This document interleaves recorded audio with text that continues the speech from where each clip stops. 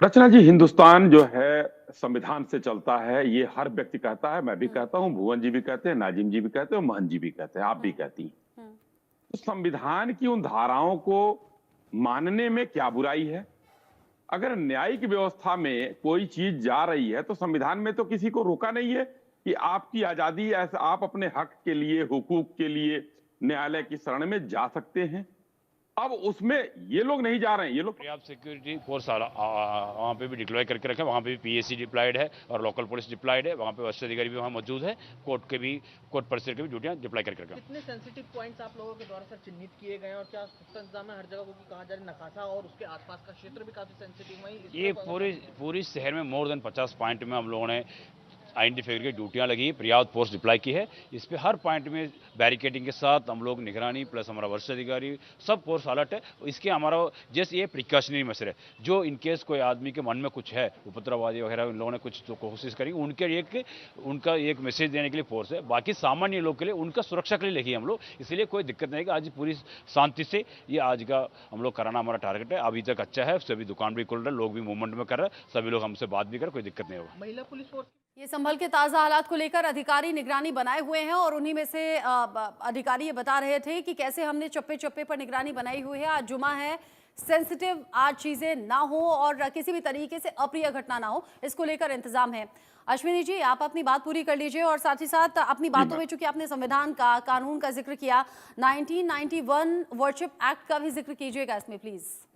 जी एकदम करूंगा। मैं आपको जवाब मिलेगा, इसमें जवाब जरूर दूंगा। तो क्या हम जो है संविधान और कानून पर भरोसा नहीं करें?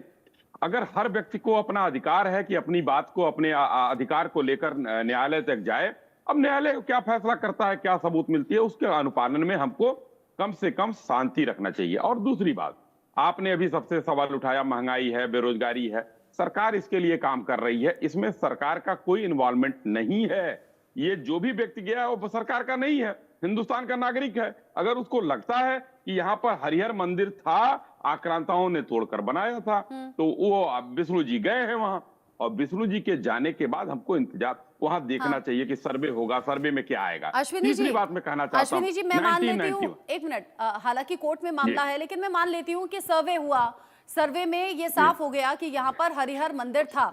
अब फॉर एन एग्जाम्पल आप लीजिए कि कोई 85 साल का मुस्लिम शख्स है, उसके बच्चे हुए, बच्चों के बच्चे हो गए, जब से वो पैदा हुए हैं तब से वो मस्जिद में जा रहे हैं, तो यहाँ 3 से 4 पीढ़ियों का एक कनेक्शन बन गया धार्मिक तौर पर।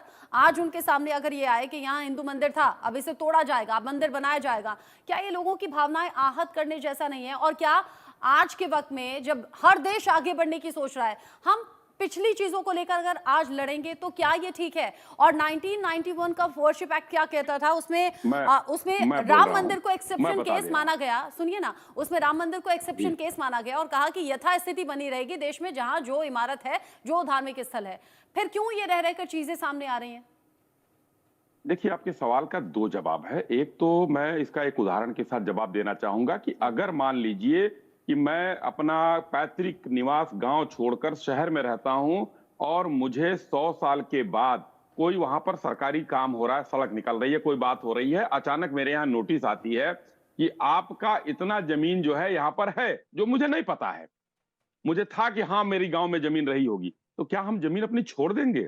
नहीं छोड़ेंगे, सरकार भी नहीं छोड़ेगी। सरकार हमको उसका उचित मुआवजा देगी। तो अगर हमारे घर पर कोई कब्जा कर कर बैठा है तो हमें कानूनी तौर पर जाने में हमारे अधिकार हैं। अगर न्यायालय कहता है कि हाँ आपकी जमीन है, तो हम नहीं छोड़ेंगे, अपनी जमीन हम लेंगे। क्यों आक्रांताओं को दिया जाए? इसमें किसी की भावना आहत होती हो या कुछ होता हो, हम अपनी चीज लेंगे, और वो भी न्यायालय के द्वारा। दूसरी बात, अश्विनी जी, कहां लेंगे? और कोर्ट जहां पर निकलेगा, सुनिए, जहां न्यायालय कोर्ट जहां पर लाखों करोड़ों केस पेंडिंग है, सुनिए ना, कोर्ट जहां पर लाखों करोड़ों केस पेंडिंग है, कई बार तो इंसान लड़ते लड़ते दुनिया से चला जाता है, उसे इंसाफ नहीं मिलता। कोर्ट में ऑलरेडी बहुत से मामले हैं, ये आप भी जानते हैं। ऐसे में अब मंदिर मस्जिद की लड़ाइयां भी कोर्ट तक पहुंचेंगी। आप कह रहे हैं लेंगे, लेकर रहेंगे, फिर तो संभल अकेला नहीं है, अजमेर अकेला नहीं है, फिर तो देश भर के कोने कोने में मंदिर निकल जाएंगे।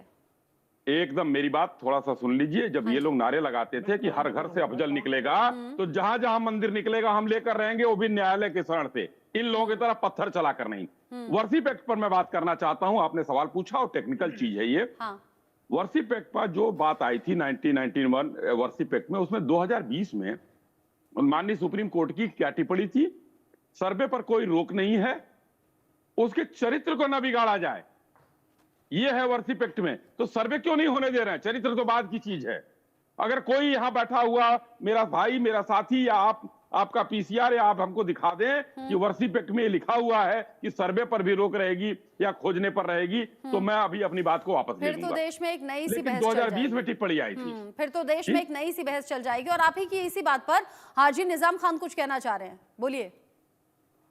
हाँ रचना जी, देखिए अभी जिस तरीके से सनी जी ने कहा कि हम अपनी जमीन लेकर रहेंगे, तो इन्होंने बड़े दावे से कहा, तो मैं इनको ये बता दूं कि मुल्क के वजीर आजम जब भी जाते हैं तो बाहर विदेशों में क्या कहते हैं कि ये बहुत बुद्ध की धरती है, बुद्ध की धरती का नाम लेते हैं भारत की धरती को। तो भाई हमारा जमीन आप कब्जा करेंगे, ये बताइए, हम न्यायालय से ले रहे हैं, उसमें आपको क्या दिक्कत हो रही है? सनी जी बात सुन लीजिए, जो मैं कह रहा हूँ मैंने बड़े धैर्य से आपको सुना, आप भी सुन लीजिए।